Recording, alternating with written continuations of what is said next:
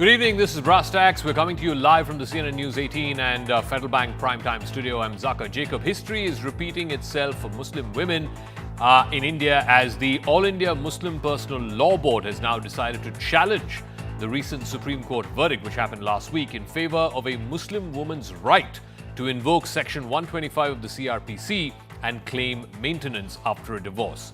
The court had said that personal laws will not be above the claim of maintenance under a secular law like Section 125 of the CRPC. Just like in 1985, almost 40 years ago, after the famous Shah Bano judgment, again a Supreme Court ruling, this time too, once again, the orthodox self-appointed board of Muslim men. Remember, there are no women in the All India Muslim Personal Law Board. It's a board of Muslim men which has decided to oppose this Supreme Court order too, much like they did in 1985 after Shah Bano. Now, this once again brings into the spotlight the contradiction between personal laws on the one hand and your selective use of personal laws versus secular laws which should apply to all Indians. In this particular instance, the Supreme Court was saying that Muslim women have as much right to alimony as Hindu women or Christian women or Sikh women under a secular law like Section 125 of the CRPC. So here is the contradiction and here is the double standard really. On the one hand, there are personal laws which are held sometimes even above fundamental rights in the Constitution, but at the same time, those very same people who say that personal laws are sacrosanct and personal laws need to be protected are also batting for secularism. So when the Supreme Court upholds the rights of Muslim women, how is that not secular? When the Supreme Court says Muslim women have as much right to alimony as women of any other religion, then how is that not secular?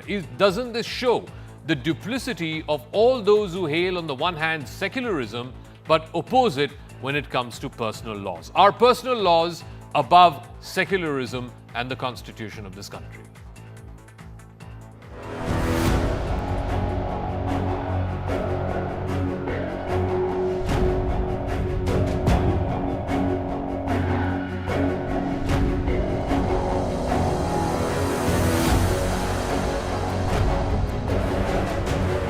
कोई आदमी शादी के बाद तलाक के बाद भी अगर उसे ज़िंदगी भर मेंटेनेंस देना है तो वो तलाक क्यों देगा?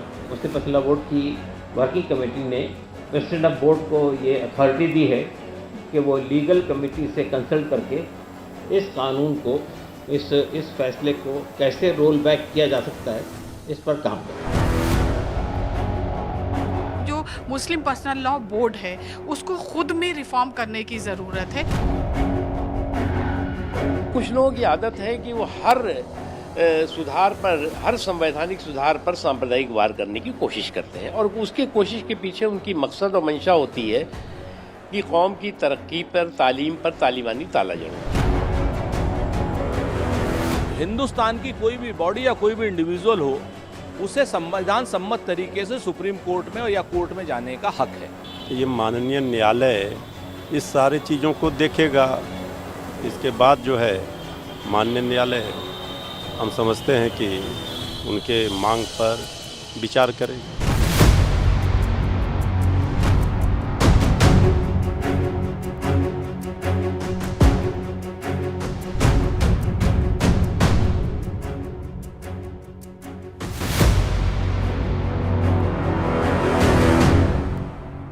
So let's take a look at this divergent stand that's been taken by the All India Muslim Personal Law Board as opposed to what the court ruled just last week. This is what it plays out legally. Now, the SC order last week said that the law for maintenance for a divorced Muslim woman applies as much to her as it does to a woman of any other faith, that it applies to women of all faiths. The Muslim Personal Law Board's objection is that this ruling is contrary to Islamic law, which is Sharia, as well as Islamic principles. The Supreme Court's order said that alimony cannot be seen as charity. It's not charity from the husband to his ex-wife, but it's part of the fundamental rights of a married woman. The Muslim Personal Law Board's objection is husbands supporting ex-wives is contradictory to the nature of divorce. The court order also went on to say that this right which Muslim women have as much as women of any other religion, this right reinforces gender equality and financial security for all women. On the other hand, the Muslim Personal Law Board objects that Waqf boards can take care of struggling divorced women as per Muslim law. It's not the ex-husband. The court order says that Indian men must recognize the role and sacrifices of housewives or homemakers and therefore must provide them with maintenance in the event of a divorce. The AIMPLB's objection is that why should men bear the burden in the name of women's rights? So this is the contradiction that's been laid out. So pretty much very little has changed as far as this orthodox, self-appointed group of Muslim men called the All India Muslim Personal Law Board. Almost 40 years ago, they opposed the Shah Bano verdict, which was a landmark verdict by the Supreme Court of India. And today again, they're opposed to a two-judge bench decision last week by the Supreme Court about providing maintenance under Section 125 of the CRPC to Muslim women as much as it applies to women of any other religion. Shazia Ilmi, National Spokesperson of the BJP, is joining us. Tasleem Ahmed Rahmani is President of the Muslim Political Council of India. Zakia Soman is an author and activist, and she was also at the forefront of banning instant triple talaq. Yasmeen Farooqi is National General Secretary of the STPI. Zakia Soman, let me start with you first. I don't want you to draw parallels between this particular case and what happened in the triple talaq fight. But once again, what we are seeing is that the Muslim Personal Law Board is opposing what seems like a common sense decision by the Supreme Court of India that any woman who is divorced and is entitled to alimony by her ex-husband, that can be 5 of the CRPC. Muslim women, by Hindu women or Christian women or Sikh women, should anybody have anyone oppose? The way back in 85, and it is even more wrong today. I don't think they are connected with the ground realities. They are talking out of their head when they say that the Waqf board will provide maintenance to women. I would like to ask them, can they share a list of the number of women with whom the Waqf board has so far, looked at standing and interpretation of Shariat and of the Islamic jurisdiction. Okay, so Shazia Almi, let's look at the objections put forth by the Muslim Personal Law Board. The Muslim Personal Law Board says that husbands supporting ex-wives by providing them maintenance under 125 of CRPC contradicts the nature of divorce.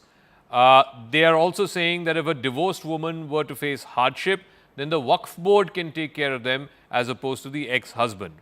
Also, they are saying why should a man bear the burden in the name of women's rights and gender equality.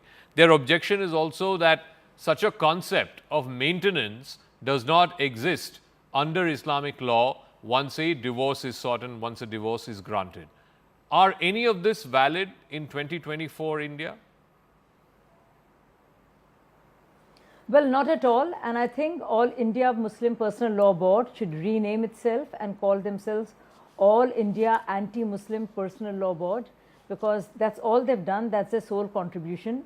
Even when it comes to matters of Quran, they are a political body. They have nothing to do with religion, because their understanding of Quran is so skewed. They actually were all right with triple talaq, which is actually banned and is not part of the Quran. So these are people who call themselves leaders of the Muslim community, but actually work as a political body, so to speak. And I don't know why should they should be up in arms and have so much outrage at the idea of a woman who's divorced by her husband and who has no means of support. And after all, an ex-husband must support his ex-wife and children, especially if she has no means or financial means to look after herself. So, and also the bigger questions that arise out of this are, is a Muslim woman not an Indian citizen? Yeah. The laws that provide for security of all women in the country, should those not be applicable to Muslim women also? What has she done to deserve this treatment or discrimination? And when Muslims all over India are absolutely all right with accepting the IPC and CRPC in all matters, why should they insist on Sharia when it comes to personal laws which actually impact the rights of women? because they deal with matters of marriage, divorce, succession, adoption, and inheritance.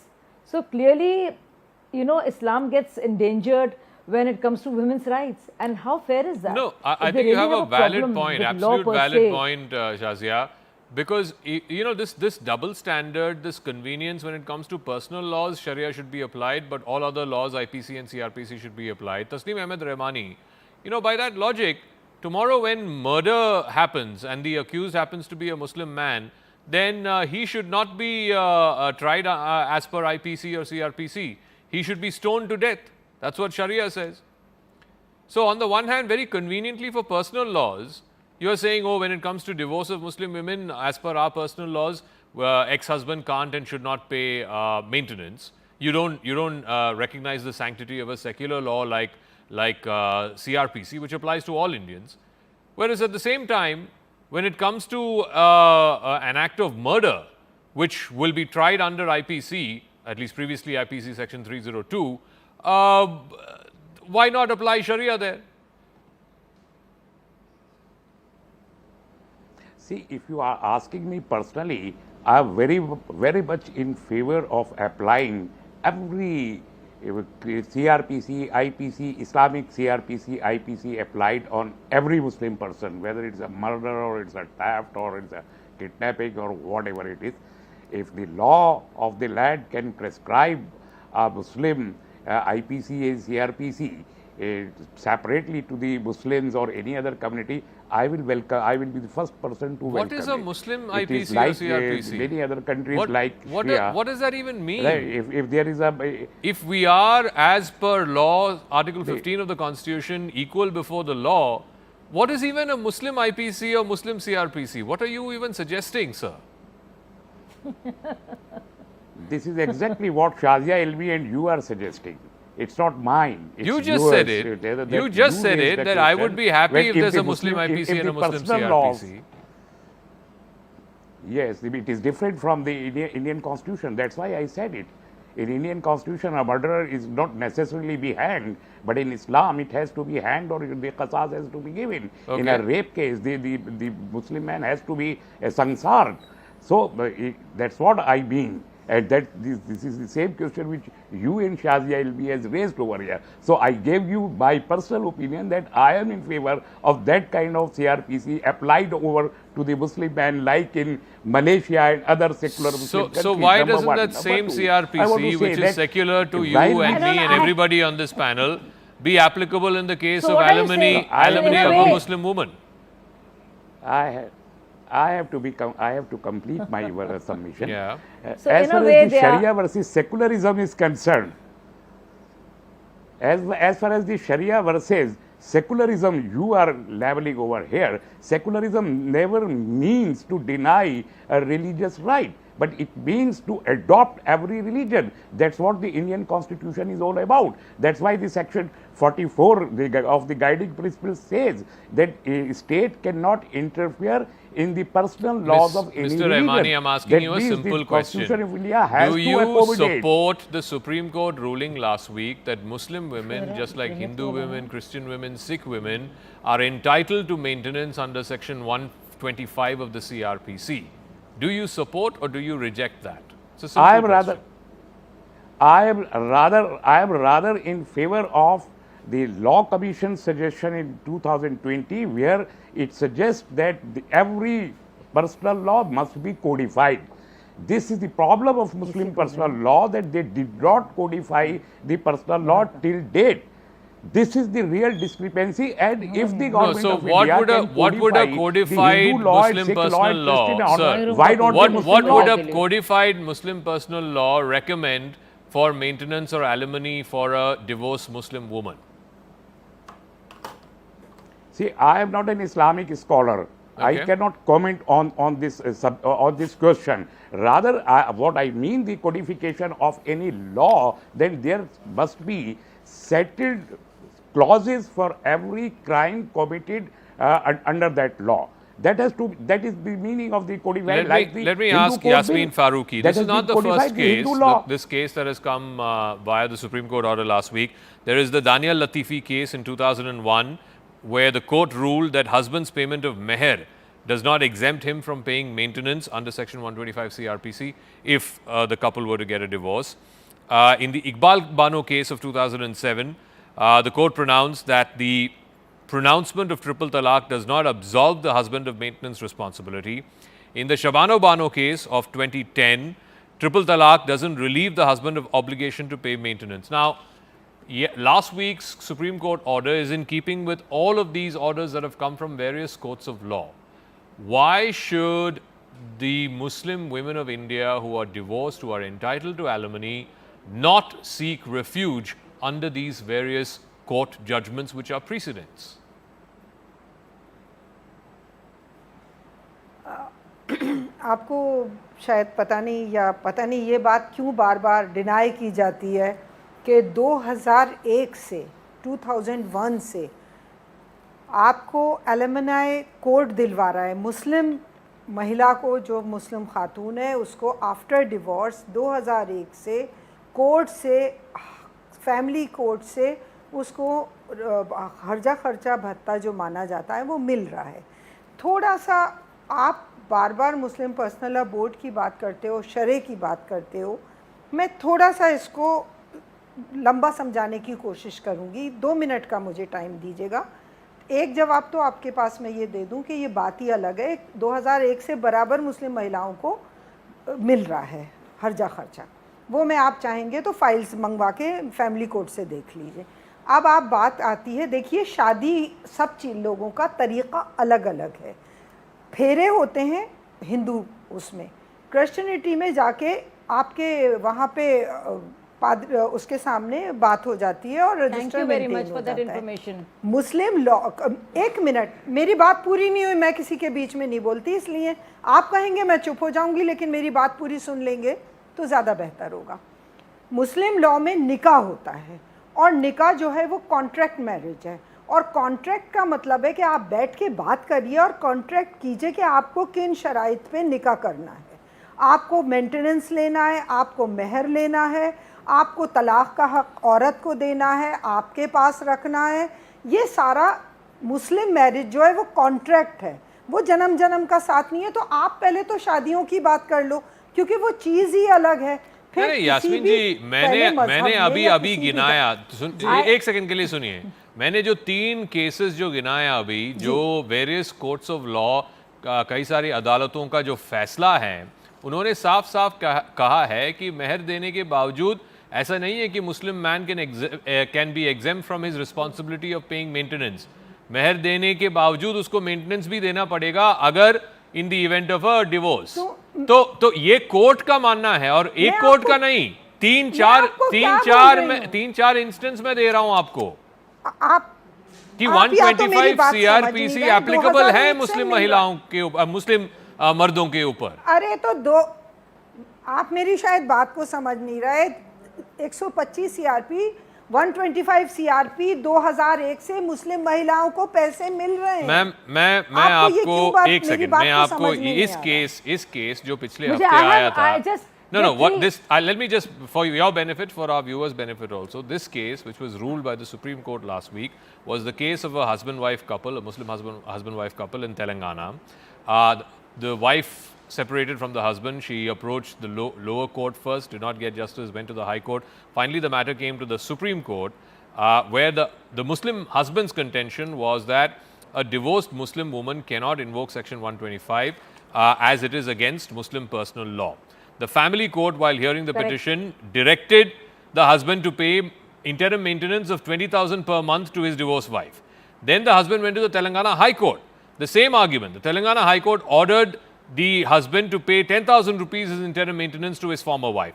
And finally, it went up to the Supreme Court, where the court, giving relief to this Muslim woman, has said that a Muslim woman can seek maintenance from husband under 125 CRPC.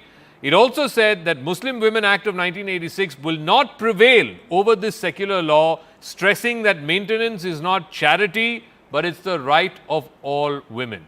ये court का मानना है।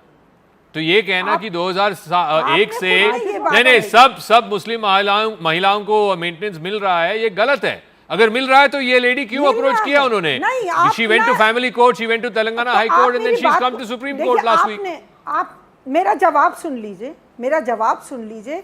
इसका मतलब यह है कि आप उनको 20,000 रुपया फैमिली कोर्ट से बंधा, वो आदमी गया है हाई कोर्ट उसके अगेंस्ट, लेकिन कोर्ट ने तो उसको बांध दिया था। वो एक अकेला आदमी, अगर 25,000 लोगों में एक अकेला आदमी हाई कोर्ट चला गया, वही आपसे पूछ रहा हूँ कि अगर वो आदमी उसको चैलेंज करके सुप्रीम कोर्ट तक गया है और सुप्रीम कोर्ट ने ये फैसला दिया है कि 125 एप्लीकेबल है, जितनी हिंदू महिलाओं के ऊपर एप्लीकेबल है उतनी ही मुस्लिम महिलाओं के ऊपर एप्लीकेबल है। 2001 से दे रही, तो फिर all India Muslim personal law board क्यों कह रही है यास्मीन फारूकी जी कि वो जाएंगे इस जजमेंट के खिलाफ, इस निर्णय के खिलाफ? क्यों कह रहे हैं वो?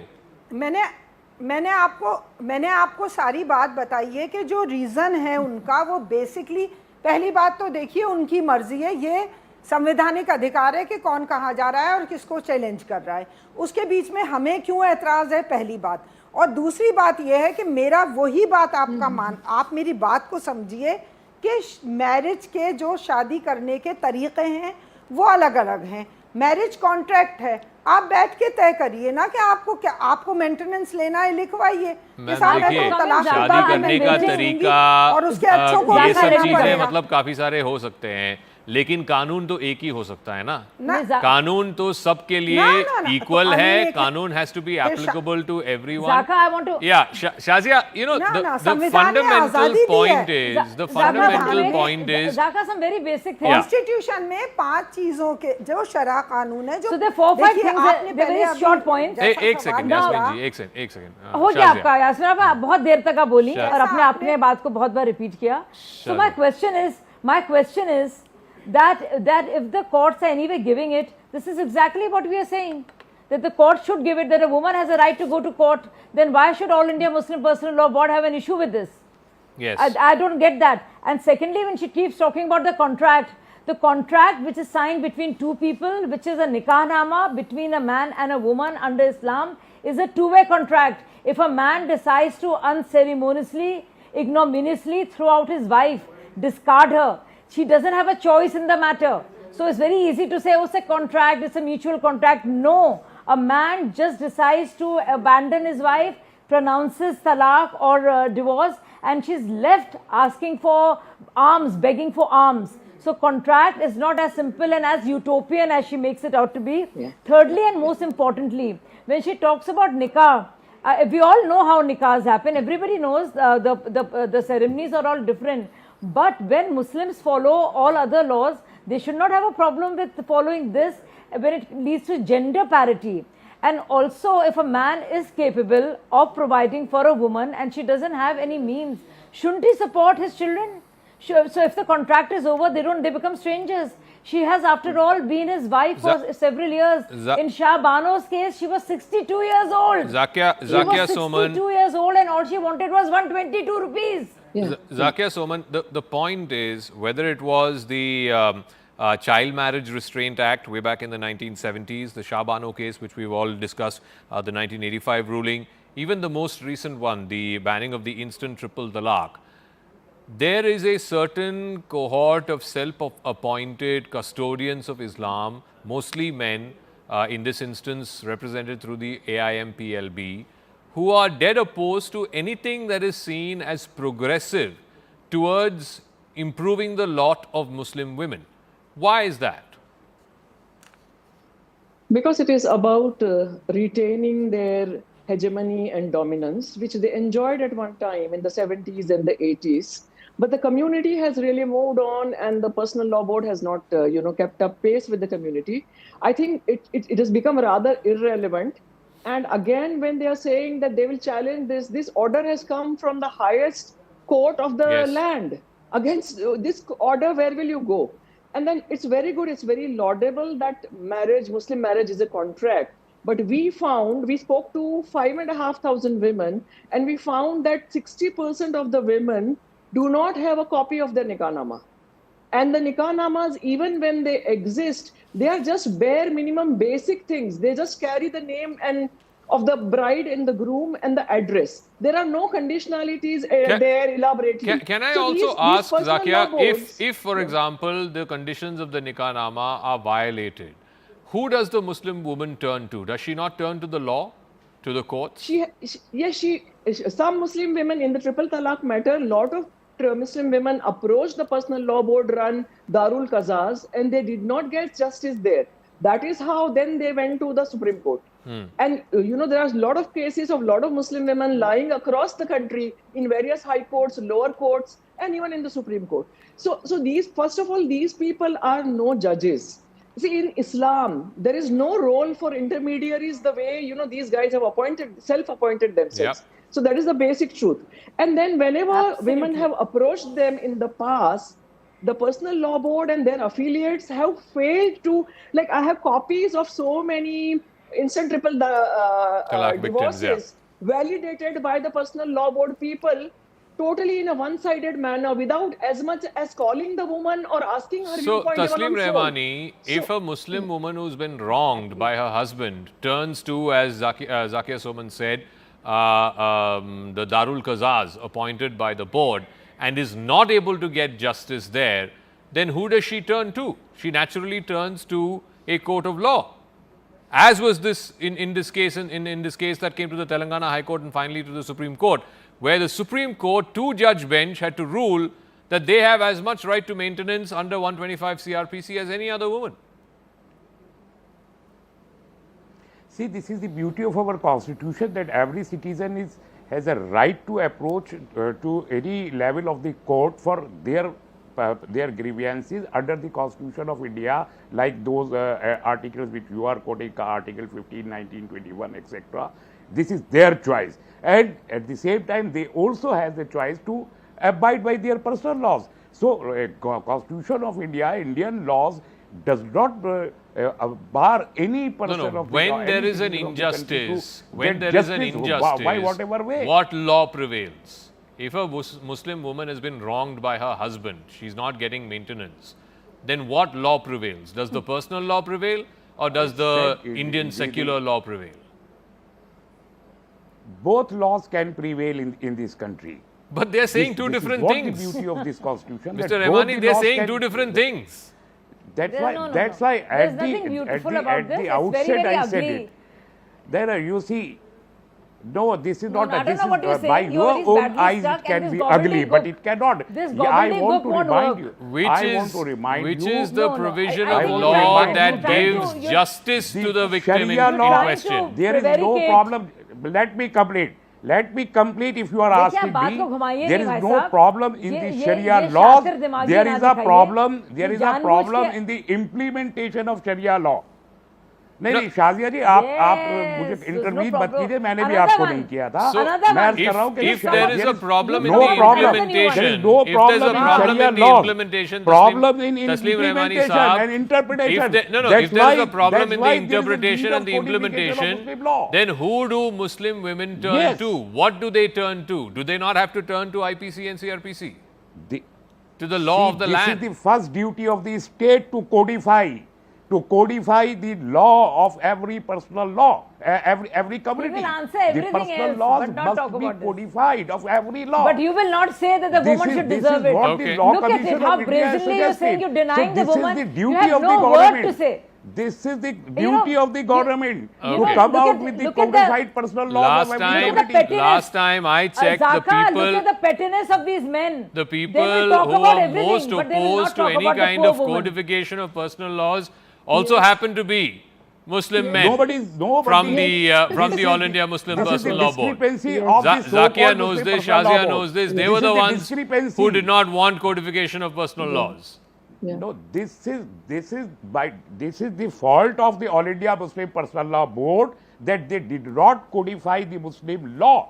That is the real discrepancy Okay. with the Who are they to codify? Sharia But who are they to application. codify? Actually, this Who is the gives them problem. the right to codify? Let's If Muslim let's- Personal Law Board, let's- if Personal Law Board is not doing that, the government must do it like the Let's- Hindu court let's- will, let's like the move- Sikh court will, like let's the move Christian on. court will. Let's move Why on. don't I the want to Muslim thank all law our is guests. codified by I the want to move Jawaharlal on to Nehru our Mr. second story. Thank you very much. We'll see how this story plays out. Like I said, the Personal Law Board has said that they will challenge the order of the Supreme Court before a bigger bench, a wider bench. Let's see how that story plays out.